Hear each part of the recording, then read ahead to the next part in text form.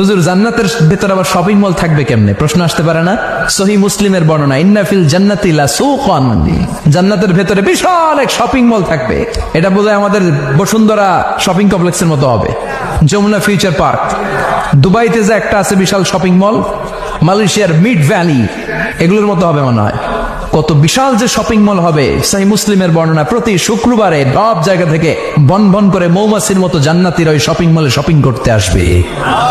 ইচ্ছে মতো দেদারসে পোশাক কিনবে, ইচ্ছে মতো শপিং করবে, টাকা দেয়া লাগবে না, ক্রেডিট কার্ড লাগবে না। সুবহানাল্লাহ পড়েন। ইচ্ছে মতো শপিং করবেন। দুনিয়াতে একটু কষ্ট করে হালাল উপার্জন করে খেয়ে যান। আল কানাআতু মিনাল ইসলাম, অল্পে খেয়ে তুষ্ট থাকা আর আল্লাহ শুকরিয়া করা, এটার নামই ইসলাম।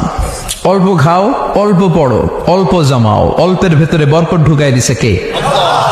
অনেকে দেখবেন অনেক খাই খাই নাই নাই করে, এটা যাদের স্বভাব তাদের কখনো বরকত হয় না। অল্প খাবেন, অল্প পড়বেন, আর হালালের সাথে সম্পর্ক করবেন। আল্লাহুম্মা কফিনি বিহালালিকা আন হারামিক ওয়া আগনিনি বিফাদলিকা আম্মান সিওয়াক। বিষ্ণুনবী দোয়া করতেন, আল্লাহ হালালকে আমার জন্য যথেষ্ট করেন, হারাম থেকে আমারে বাঁচিয়ে রাখেন। পড়েন আমিন। হালাল অল্প হলেও হালালে বরকত আছে না নাই? হারাম বেশি হলেও এটাতে কোনো বরকত নাই, ঠিক কিনা?